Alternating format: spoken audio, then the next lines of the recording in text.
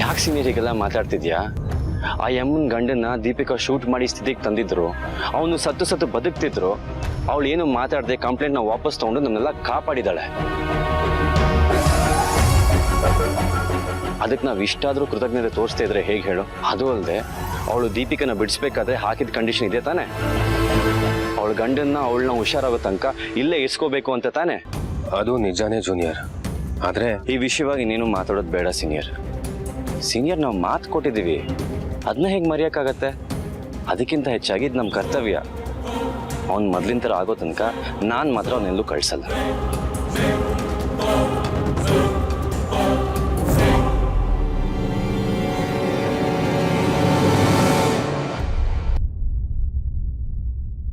Senior, ಏನಾದರೂ ಪ್ರಾಬ್ಲಮ್ಮಾ? Senior ನೋಡು, ನನ್ನ ಹತ್ರ ಏನೂ ಮುಚ್ಚುಮರೆ ಮಾಡಬೇಡ. ಅವನು ಮನೇಲಿರೋದ್ರಿಂದ ನಮ್ಗೇನಾದರೂ ಪ್ರಾಬ್ಲಮ್ ಇದೆಯಾ? ಓಪನ್ ಆಗಿ ಹೇಳು. ಏನೂ ಇಲ್ಲ ಬಿಡು ಜೂನಿಯರ್.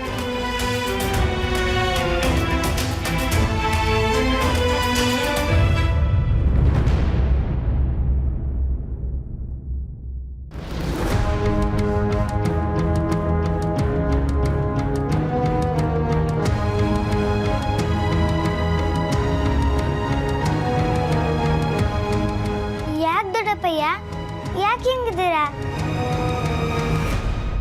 ಏನೂ ಇಲ್ಲ ಪುಟ್ಟ, ಇರುತ್ತಲ್ಲ ಸಣ್ಣ ಪುಟ್ಟದ್ದು. ಅದೇನು ಅಂತ ನನಗೂ ಹೇಳಿ. ಲಚ್ಚಿ, ಈ ಮನೆಗೊಬ್ಳು ಶಾಂತ ಅಂತ ಹೆಂಗ್ಸ್ ಬಂದಿದ್ದಾಳಲ್ಲ, ಅವಳು ಸರಿ ಇಲ್ಲ. ಎಲ್ರ ಮುಂದೆ ಅವಳ ಬಣ್ಣನೇ ಬೇರೆ ಥರ, ಅವಳ ನಿಜವಾದ ಬಣ್ಣನೇ ಬೇರೆ ಥರ.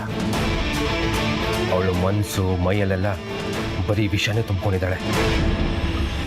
ಇಷ್ಟು ದಿವಸ ಏನೋ ಸಣ್ಣ ಪುಟ್ಟದ್ದು ಅಂತ ನಾವು ಸಹಿಸ್ಕೋತಾ ಇದ್ವಿ. ಆದರೆ ಅದನ್ನೇ ಯೂಸ್ ಮಾಡಿಕೊಂಡು ಅಡ್ವಾಂಟೇಜ್ ಆಗಿ ತಗೋತಿದ್ದಾಳೆ. ಮಾನಸಿಕವಾಗಿ ನಮ್ಮ ನೆಮ್ಮದಿನೆಲ್ಲ ಹಾಳು ಮಾಡ್ತಿದ್ದಾಳೆ. ಅದರಲ್ಲೂ ಒಂದು ಗಂಡಂಗೆ ಹೀಗಾದ್ಮೇಲೆ ಅಂತೂ ಅವನ ಪರಿಸ್ಥಿತಿನ ಮುಂದಿಟ್ಕೊಂಡು ಎಲ್ಲರೂ ಅನುಕಂಪನೂ ಗಿಟ್ಟಿಸ್ಕೊಂಡು ನಮ್ಮೆಲ್ಲರೂ ಬಲಿ ಆಗ್ತಿದ್ದಾಳೆ. ಅಂಥದ್ದೇನು ಮಾಡೋದು ದೊಡ್ಡಪ್ಪಯ್ಯ ಅವರು?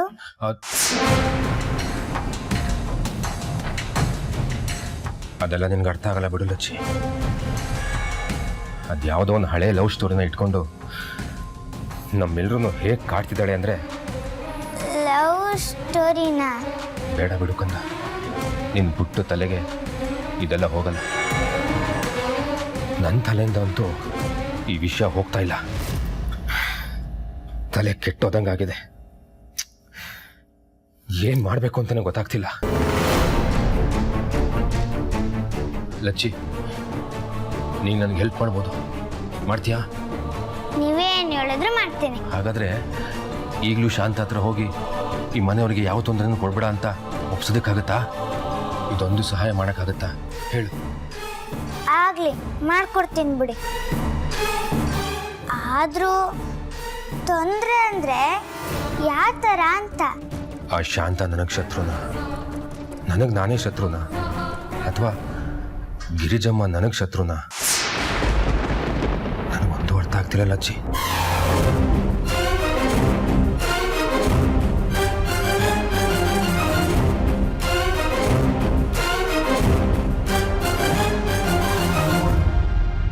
ತೊಂದರೆ ಅಂದರೆ ಯಾವ ಥರ ಅಂತ? ಅದು ತೊಂದರೆನ, ಸಾವಿನ ಭಯನ, ಮರ್ಯಾದೆ ಬಗ್ಗೆ ಅಂಜಿಕೆನ? ನನಗೆ ಕ್ಲಾರಿಟಿ ಇಲ್ಲ.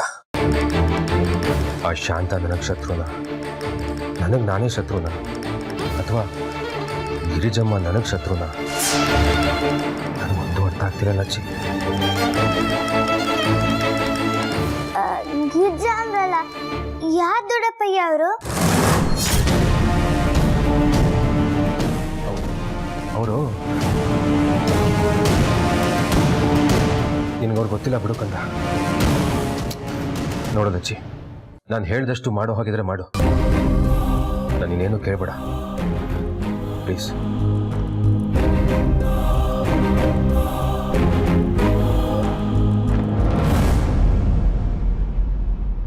ಮಾಡ ಒಂದು ಇಡೀ ಪ್ರಪಂಚಕ್ಕೆ ಬೆಳಕು ಕೊಡ್ತಾ ಇರೋ ಸೂರ್ಯನ ನಾ ಮರೆ ಮಾಡ್ಕೊಬಿಟ್ಟಿವ್ನಿ ಅಂತ ಶಾನೆ ಜಂಬ ಕೊಚ್ಕೊತಾ ಇತ್ತಂತೆ.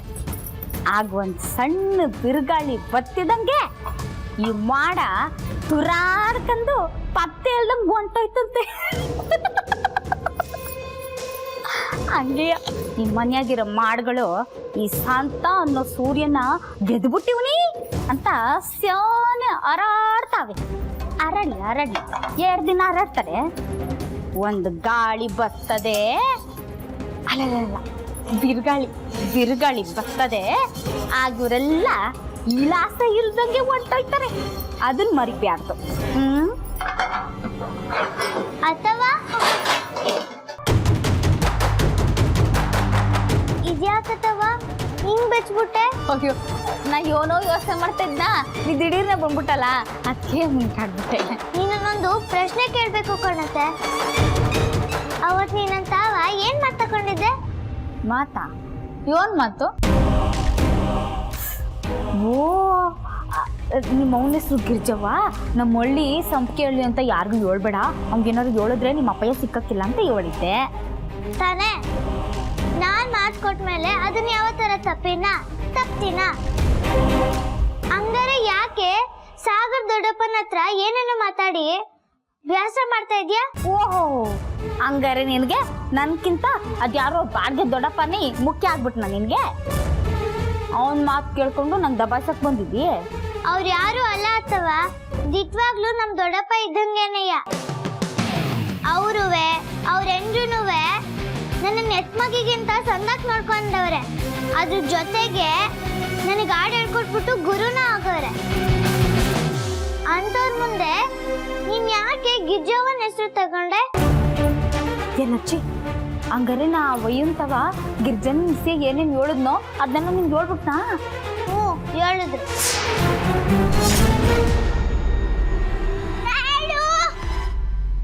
ಡ್ಯಾಡು ಡ್ಯಾಡು, ಕಂದ, ಏನು ವಿಷಯ? ನಾನಿನ್ನ ಅವಾಗ್ಲಿಂದ ಎಷ್ಟು ಹುಡುಕ್ತಾ ಇದ್ದೆ ಗೊತ್ತಾ? ಹೌದಾ? ಯಾಕೆ? ಆದ್ರೆ ನಾನು ನಿನ್ಗೆ ಏನೋ ಒಂದು ಕೇಳ್ಬೇಕು. ಅದನ್ನ ಕೇಳಿದ್ರೆ ನಿನ್ಗೆ ಬೇಜಾರಾಗಲ್ಲ ತಾನೆ? ನನ್ನ ಮಗಳು ನನಗೆ ಬೇಜಾರಾಗೋಂಥದ್ದು ಏನು ಕೇಳಕ್ ಸಾಧ್ಯ?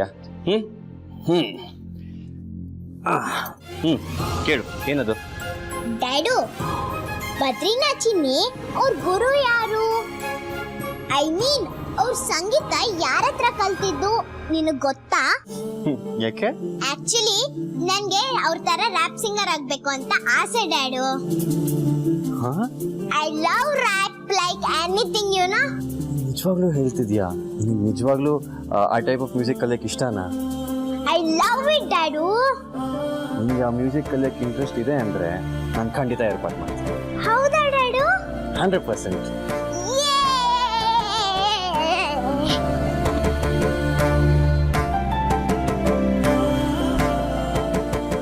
ಒಂದು 6 ತಿಂಗಳು ಪಕ್ಕಾ ಕುತ್ಕೊಂಡು ರ್ಯಾಪ್ ಮ್ಯೂಸಿಕ್ನ ಅಭ್ಯಾಸ ಮಾಡಿ ಕಲ್ತ್ಕೊಂಡ್ಬಿಟ್ರೆ ಅವಾಗ ನಿನ್ ಜಾನ್ರ ಅಲ್ದಿರೋ ಹಾಡನ್ನ ಲಚ್ಚಿಕೆಲ್ಲ ಆಡಿಸೋ ಅವಶ್ಯಕತೆನೇ ಬರಲ್ಲ. ನಾನು ಅಷ್ಟು ಬೇಗ ಕಲ್ತ್ಕೊಂತೀನೋ ಡ್ಯಾಡು?